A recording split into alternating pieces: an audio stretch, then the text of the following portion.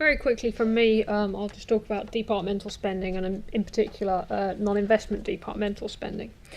So what did the budget do yesterday? Well, there were a couple of policy measures to reduce non-investment departmental spending in 1920.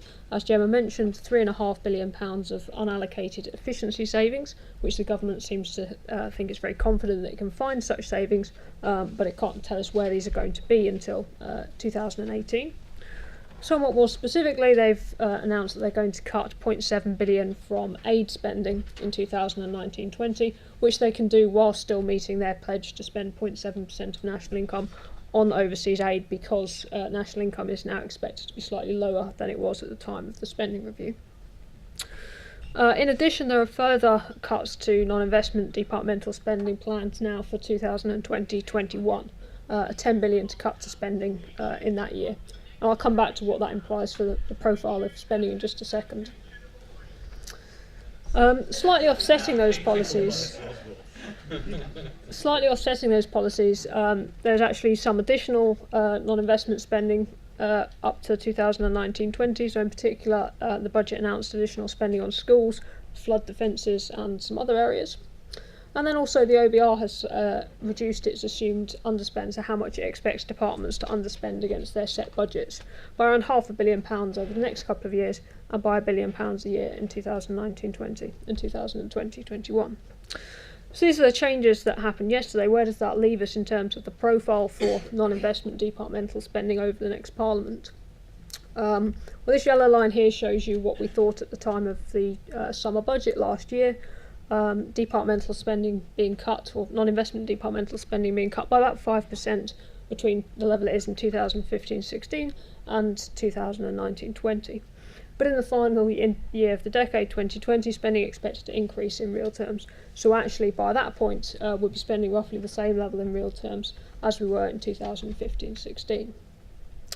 Then the spending review came along and flattened that profile somewhat, so increasing spending up to 2019-20, so that the expected cut is lower, about 3.3%, but reducing spending less quickly in that last year, so that by 2021 we would still be spending about 1.6% less in real terms than we were in 2015-16. So what did the policies announced yesterday do to this profile? Well, the pink line is what it now looks like after the budget announcements. Slightly higher spending over the next couple of years because of those particular policies that I mentioned. But in 1920, departmental spending forecast to be slightly lower because those extra efficiency savings are more than offsetting the extra spending in particular areas. So we're looking at around a 3.7% real cut to non-investment departmental spending by 1920. And then that additional cut to departmental spending in 2021 means that actually over that last year, departmental spending is going to be frozen in real terms essentially, rather than starting to increase. So in that last year, non-investment departmental spending still around 3.7% lower in real terms than it was in 2015-16. So the big picture change between the spending review and the March budget is that departmental spending allocations got slightly worse in 1920 and even more worse by 2021, but these extra cuts haven't been allocated yet between different departments.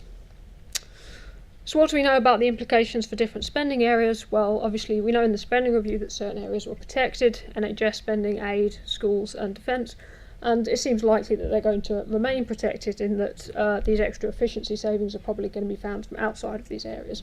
Over the last Parliament, efficiency savings in protected areas have been rolled back into their budgets and they've been allowed to keep that money.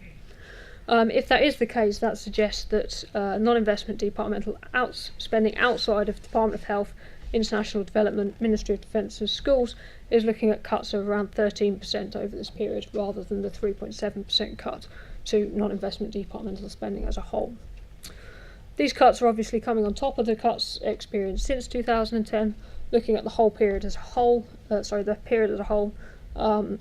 cuts are around 11% by 2019-20, and RDEL outside of the protected areas around 32% cut over the whole period.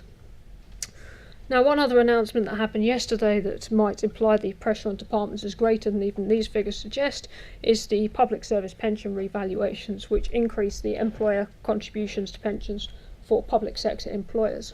And you can think of that as basically being like an additional £2 billion cut to non-investment spending for departments in 2019-20.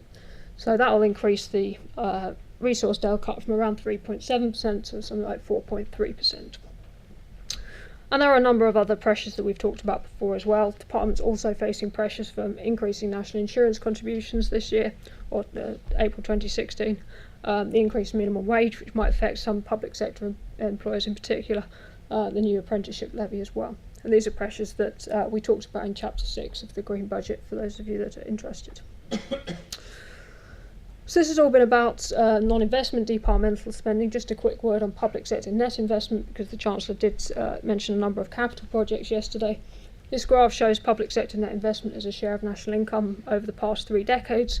You can see that by the end of the decade, 2020-21, it's forecast to reach around 2% of national income, which is at the higher end of where it has been over the past 3 decades, the financial crisis accepted, but around the level that Labour got it to at the end of their time in office just before the crisis, although slightly higher than the average seen over their tenure.